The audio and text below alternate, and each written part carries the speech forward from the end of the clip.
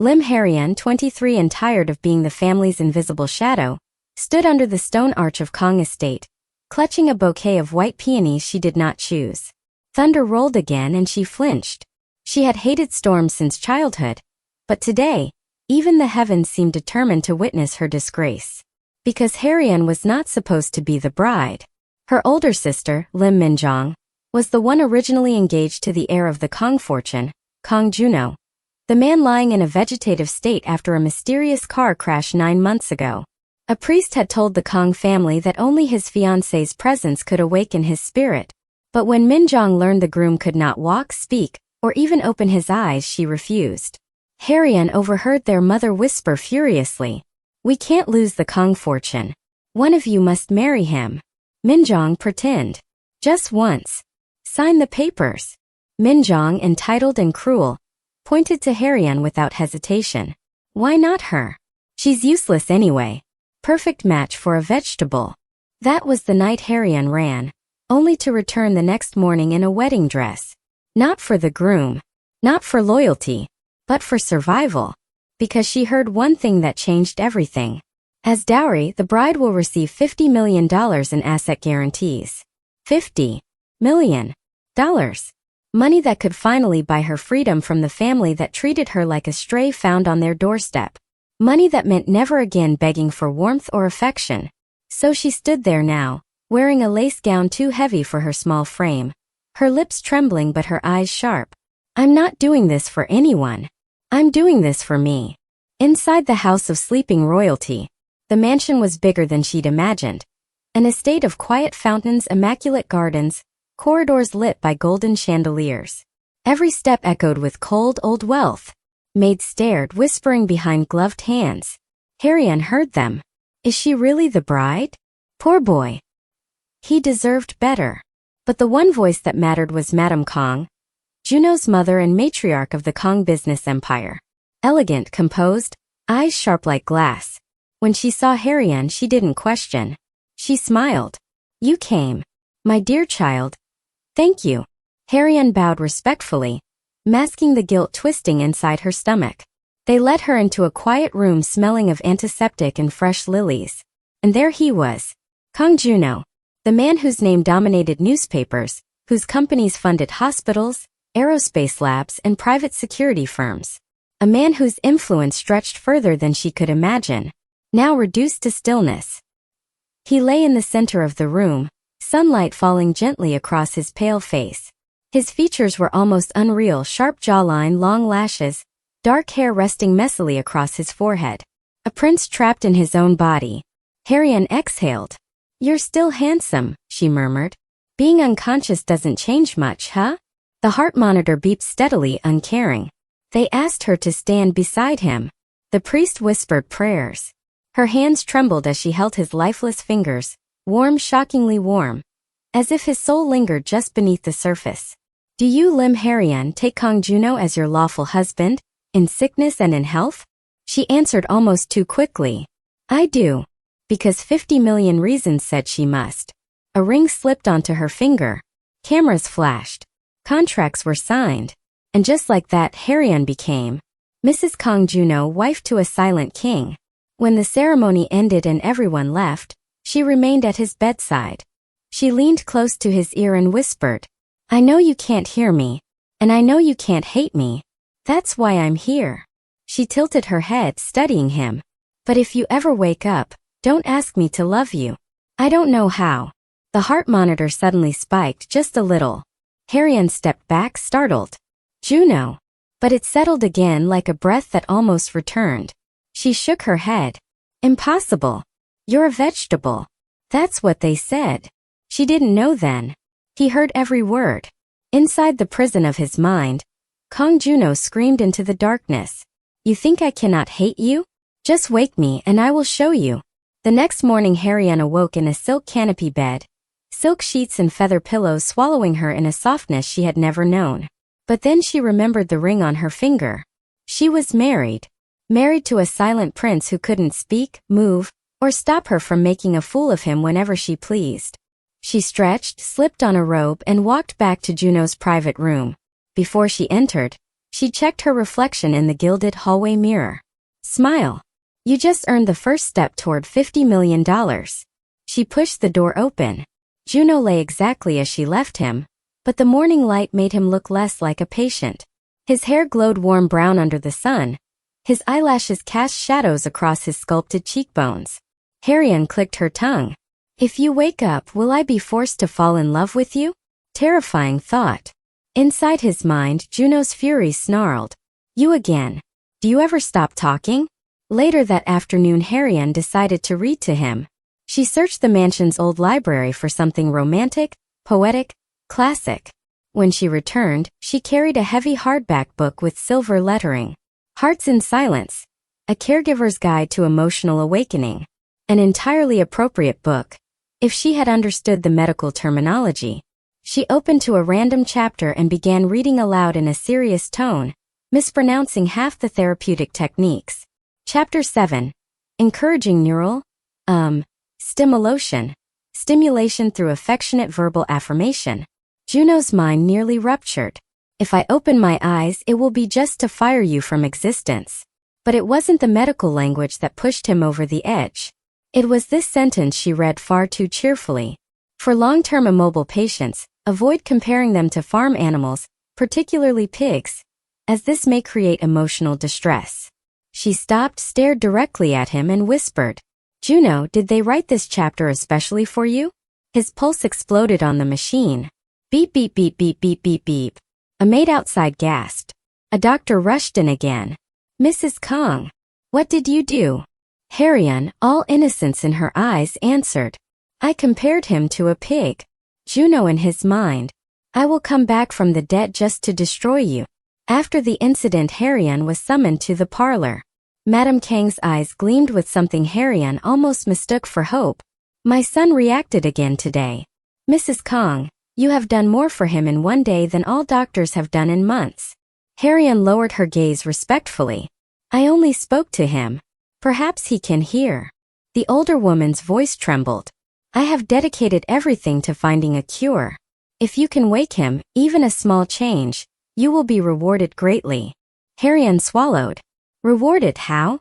Madame Kong extended a black card box with gold edges, opening it to reveal documents. I will deposit another $50 million into your private account if his condition improves further. Harrian nearly choked on air. Another 50 million? 90 zeros and more million total level kind of money? Her heart raced faster. I will stay by his side day and night if I must, she whispered. Madame Kong squeezed her hands. That is all a mother can pray for. She bowed deeply, but when she returned to Juno's dark room, she whispered, Can you believe it, husband? I earned a fortune without even pretending to love you. Thunder shook the windows. Harrian, trembling, hugged her stuffed toy and slipped under the blanket beside him. Don't read into this. I'm only scared of storms. And you can't push me away. Juno tried. He couldn't move. But he felt it. Her head resting near his shoulder. Her breath warming his neck. Her hand brushing his arm in sleep. He hated her. Morning broke. Harrian woke in Juno's bed. Heart pounding from a dream she couldn't remember. She sat up quickly, embarrassed by how she had clung to him in her sleep. I must never do that again, she whispered. Even if I was cold. Juno, imprisoned in silence, disagreed violently. Cold? You are the heat of chaos itself. His awareness was growing clearer. He could sense her movements, almost feel her presence, like a soft pressure against the walls of his mind. And he hated that he noticed. She poured water into a cup and dipped a small sponge to wipe his lips. Good morning, Your Highness of Vegetables, she teased. I hope you slept well, even though you were practically cuddling a goddess. His pulse responded in furious rhythm. Beep beep beep beep beep. She smiled slowly. Ah, you missed me? Admit it. Just one blink. I won't tell anyone. No blink, but the machine spiked again. She took a picture. Then another. Perfect. I'm making a whole album called My Husband the Coma Idol. A knock interrupted her laughter. The door opened, revealing a tall young man in a black suit, sharp jawline, and eyes a colder shade of winter. Kong Min-jae, Juno's younger brother. He studied her with a gaze. So you are the woman who married my brother overnight. Harrian nodded politely. Yes. I am Lim Harrian. Mrs. Kong Juno. Minjae stepped closer, voice low. I don't trust you. She forced a pleasant smile. That's all right. I wouldn't trust me either. He blinked, taken aback. She turned her attention back to Juno. Minji's eyes followed her movements, watchful, suspicious, too intelligent. My brother does not need chaos, he said finally. Be careful how you handle him. Harrian shrugged. Careful doesn't earn $50 million. Minjae stared at her. That afternoon, Harrian opened her infamous book again. Book's Hearts in Silence. A Caregiver's Guide to Emotional Awakening. Her finger traced a section she hadn't noticed before. Maintain a calm atmosphere. Avoid using language that may cause emotional distress or humiliation. She glanced at Juno. Then with a wicked grin. Let's continue the chapter about how patients should not be compared to pigs. Beep, beep, beep. It says here that pigs are intelligent, loyal, and emotionally sensitive. Just like you, darling Juno. Beep, beep, beep, beep, beep, beep. Oh, should I oink while reading? Would that help awaken your higher brain function? Beep, beep, beep. She froze. The monitor erupted into red emergency alerts. The door burst open. Doctors rushed in. Mrs. Kong stepped back. The medical team swarmed him, checking vitals, adjusting oxygen supply. Madame Kang's heels struck the floor as she ran in, fearing the worst. What happened? The doctor swallowed hard. Your son showed unprecedented neurological response. High emotional stress. Nearly regained partial motor tension in his hand. Madame Kong gasped. He tried to move? Yes. Briefly. Harrian, shocked, turned to Juno. His hand. She could have sworn his fingers had twitched. Was it her imagination? At dinner, Madame Kong raised a crystal glass and spoke. From this day forward, Lim Harrian is officially acknowledged as the Lady of Kong Estate. Whispers rose. Some shocked. Some envious. A jeweler presented a heavy jade pendant, carved in the ancestral crest. Harrian felt all eyes burn into her skin as Madame Kong placed the necklace around her throat. You bring life back to my son. May this house protect you until he wakes. Harrian bowed, but she could feel Minji's warning gaze. You didn't earn that. Not truly. Her heart beat unevenly. Yes, I did, she thought. And I'll earn more. But deep within, a whisper she didn't like stirred. If he wakes, what will he think of me? Storms returned that night, shaking her resolve. She burst into Juno's room, shut the door and pressed her back against it, eyes squeezed shut. I know you can't move, she said, voice trembling. But if lightning strikes the mansion, I'm hiding behind you. She slipped into Juno's bed, clutching her stuffed toy. Don't judge me, she muttered. She inched closer, too close. Juno felt everything. Her warmth, her frightened breath, the tremble in her fingers. He wanted to shove her away. But part of him anchored himself to her presence. She whispered in near darkness. If you hate me, wake up and tell me to leave. Thunder rolled. Her head drifted to his shoulder again. For the first time since the accident, something sparked inside him. A flicker of will. And somewhere deep in his paralyzed body, a single finger trembled. A maid named Sun he entered quietly carrying fresh linens, then froze. Her eyes widened. And my lady, his hand. I saw his fingers move. Harrian jerked upright. What? Juno? Did you move? Move again. Come on, you can do it, you stubborn ice sculpture. She grabbed his hand and stared at it like she could command it back to life. Nothing. Sun He's lips trembled. Madame Kong must be told. Harrian grabbed her wrist. No. Not yet. The maid hesitated. But this could be the miracle Madame prayed for. Harrian's voice softened. Not greedy, not cruel, but strangely protective. If we tell her again and it was just a muscle spasm, she'll break her heart again. I don't want her to suffer another false hope. The maid blinked in surprise. Until that moment, everyone thought Harrian only cared about the inheritance. Maybe Harrian thought so too. When Sun He left, Harrian placed her forehead against Juno's arm. Listen, you infuriatingly handsome hospital mattress. If you are trying to wake up, just know I'm not doing this for romance. I don't like you. I don't want to like you. But I also don't want you to die. Juno felt the words like a drop of water in desert sand. Something inside him reached, struggling, clawing, toward her voice, her warmth, her anger, her lullabies. If you wake up, tell me to leave. But instead, something inside him answered, stay. His lips did not move, but the word formed, silent as moonlight. Stay. Hours later, the fury of the sky began to fade. Harian slept at last. The next morning, Harian's sleep had been restless. She woke up several times, clutching the stuffed toy like her last lifeline. But every time she stirred, she felt a faint warmth beside her, Juno's arm limp but no longer cold. His body had been warmer than before, and his breathing more stable. She didn't know why, but it comforted her. And scared her. Because if he really woke up, it wouldn't be just a miracle. It would be the end of her carefully built dream of wealth and escape. Still, she forced herself out of bed just before sunrise.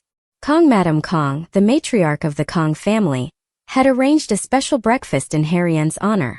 For taking such good care of my son, she had said. Translation. For bringing him back from the brink of death. Harian tried to look angelically devoted. She wore a soft ivory blouse and pearls the housekeeper insisted she deserved now as an official Kong daughter-in-law. Downstairs, the dining hall was filled with the aroma of lotus porridge and ginseng tea. Madam Kong was practically glowing. My dear, Madam Kong said, taking Harian's hands warmly, you are a blessing to this family. Harian lowered her gaze. I only did what any wife would. Madam Kong looked at her with so much hope it almost hurt. She turned to her lawyer waiting by the entrance. As promised, I have transferred the 10 seaside villas to Harian, she announced proudly. 10 villas. Even Harian had to blink. The lawyer gave Harian a file and a pen. These are the documents confirming your ownership. She almost dropped them. Her heart thudded like she had swallowed an entire drumline. But before Madam Kong could toast to Harian's future, a sharp voice sliced the room. Stop right there. Harian froze. Her sister Minjong stood at the doorway. Their adoptive parents flanked her sides, shameless, greedy smiles stretching on their faces. Well, her adoptive mother sneered. Our little Harian really fooled them all. Harian's blood ran cold. Minjong flipped her hair arrogantly. She married in my place. She's not the real fiancé. Madam Kong's expression hardened. Is this true? Harian took a slow breath. Lying wouldn't help now. Yes. Her voice didn't tremble. Your son's original fiancé rejected him when she learned of his condition. I married him instead. Her adoptive father burst out. She tricked you for money. While our family goes hungry, she lives in a mansion. The hypocrisy was laughable. They hadn't fed Harian in years. They had used her like labor, not like a daughter. Yet here they were acting like victims. Madam Kong stared at them coldly. You abandoned her, didn't you? Their silence answered everything. Madam Kong raised a hand. Get them out.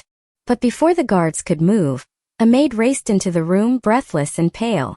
Madam. Young Master Kong. He is vomiting blood again. Madam Kong sighed, annoyed.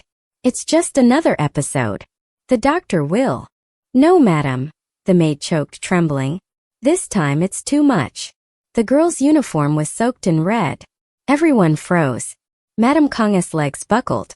She collapsed into a chair, her face white as rice paper. Harian's stomach dropped.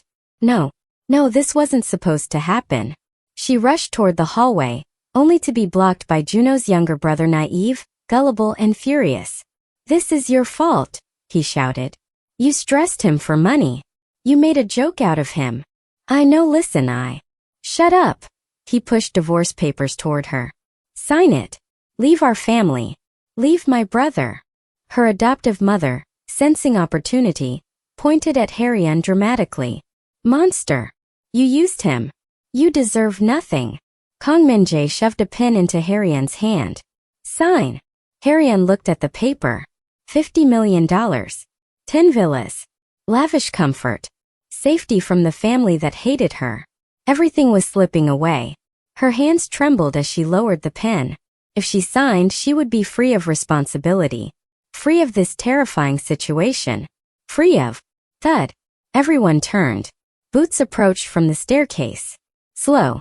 Heavy. Harian's breath stopped. A tall figure descended the stairs, pale but standing, as if held up by sheer force of will. Their eyes widened. It was Kong Juno. Alive. Awake. And furious. Blood still at the corner of his mouth, but his voice was low and lethal when he spoke. Who ordered my wife to sign divorce papers? Harrian's heart stopped beating and restarted all at once. He walked toward her, every step filled with danger. Then without warning he reached out, pulled her against his chest, and said, voice sharp like a blade, I woke up because I heard my wife crying. Gasps filled the room. Harrian stared up at him, speechless. Juno looked down at her, eyes dark with something she did not yet understand. Possession? Anger? Something dangerously close to longing? Then he tightened his hold and declared, touch her again, and I will destroy everyone responsible. And suddenly everywhere went cold. Kong Juno stood in front of her, alive, conscious, and terrifyingly aware. One arm wrapped protectively around her waist as if he had never been the one lying motionless for months. No one in the room dared breathe. His mother was the first to move, her hands trembling violently. Juno, my son, you're awake? Her voice wavered, hope and fear tangled together. Juno didn't look away from Harrian as he answered, voice sharp. I woke up to my wife's voice. I thought I told everyone not to upset her. The word wife sent heat rushing to Harrian's face. A month ago, she had been washing dishes for her adoptive family and sleeping in a moldy room. Now the heir to the Kong fortune stood like a shield before her. Her sister Minjong's lips curled. Wife? She tricked you. She isn't the woman you were supposed to marry. Juno finally turned his head, eyes like winter steel. And yet I chose her. Harrian's heart thudded. Wait, what? Had she heard that correctly? His younger brother snapped. Hyung, you don't even know what she did. Look at all this mess. Juno stepped forward and even weakened. His presence crushed the room. What I know, he said slowly, is that I became aware only after she came into my life. So tell me, Kong Min-jae. His voice dropped lower. Do you want me dead again? Kong Min-jae stumbled back, speechless. Madame Kong rushed forward, tears streaming freely as she cupped her son's face. My son, my miracle, she whispered. Juno leaned slightly into her touch, brief, restrained, but his next words shocked everyone. Mother, take her away. Harrian blinked. Her? Who? But then Madame Kong grabbed her arm and pulled her gently. Come, daughter-in-law. He needs rest. You've done enough for today. Daughter-in-law. Not intruder. Not imposter. The word was a warm blanket Harrian never expected to feel. As they left the living room, Harrian risked one glance back. Juno was still staring at her. Later that night, Harrian sat by the window in her guest's bedroom staring. Everything felt unreal. She had wanted money, safety, escape. She hadn't expected a man in a vegetative state to turn into a force capable of shaking an entire household. A knock came at the door. It was the family doctor. May I speak with you? She nodded. The doctor hesitated. I need to ask, what exactly did you do to him? Harrian's face reddened. I read stories. Talked to him. Sometimes I joked around. Maybe too much. The doctor sighed, rubbing his temples. In all my years of practice, I've seen people in comas respond to voices, but this is different. His brain scans show activity that shouldn't be possible yet. She swallowed. So, I helped him. Yes, the doctor admitted. But also, he paused. He reacted most intensely when you provoked him emotionally. Anger, frustration, jealousy, even embarrassment. Those spikes were the strongest. Harrian covered her face in mortification. I made him cough blood. The doctor lowered his voice. He fought to live because of you. Her breath caught. Because of her? No, that was impossible. She didn't. Before the doctor left, he added something disturbing. When we ran tests earlier, something else showed up. A toxin. Very small but consistent in his bloodstream. This was not just an accident. Someone has been poisoning him. Poisoning. The floor seemed to tilt beneath her. Does the family know? She whispered. No, not yet. I came to you first because you might be in danger too. In his bedroom. Juno lay in his bed again, weaker than before but fully conscious. A nurse checked his 4 lines while Kang Min-jae stood against the wall, arms crossed and trembling. Hyung, you can't mean to stay married to that girl.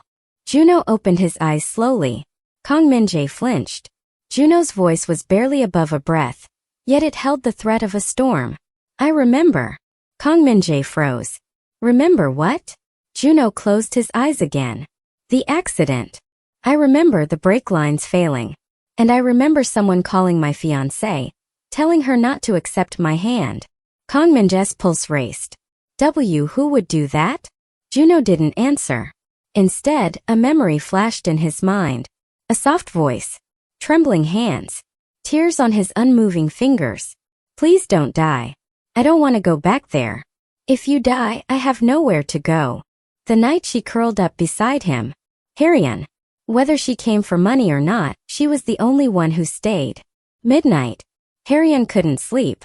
Every sound made her jump. The doctor's warning gnawed at her. So instead of lying in bed, she walked bare feet silent until she reached his room. She hesitated at the door. What was she doing? What if he didn't want her there? What if he regretted protecting her? Her heart pounded. She turned to leave. Come in. His voice was low but unmistakably awake. Harrion froze in the doorway. Juno was sitting up slightly, supported by pillows, eyes half-lidded but watching her with unsettling clarity.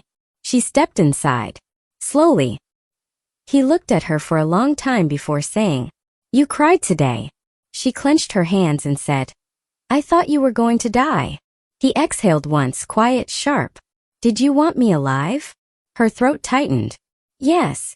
He looked unconvinced. For the money? No, her voice cracked. Because you listened to me when no one else ever did. Something flickered in his gaze.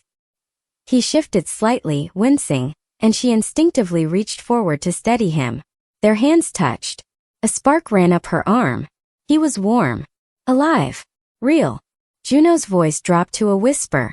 Don't leave me tonight. Her breath caught. She sat beside him, heartbeat trembling, and he slowly reached for her hand. When their fingers intertwined, his heart rate monitor spiked. You don't have to be afraid anymore. Juno murmured, eyes half open, his voice hoarse from months of silence. Harrion looked down at their joined hands, afraid that if she blinked, he would disappear again. I thought if you died it would be my fault, she confessed, voice breaking. I never meant to hurt you. I was only trying to survive.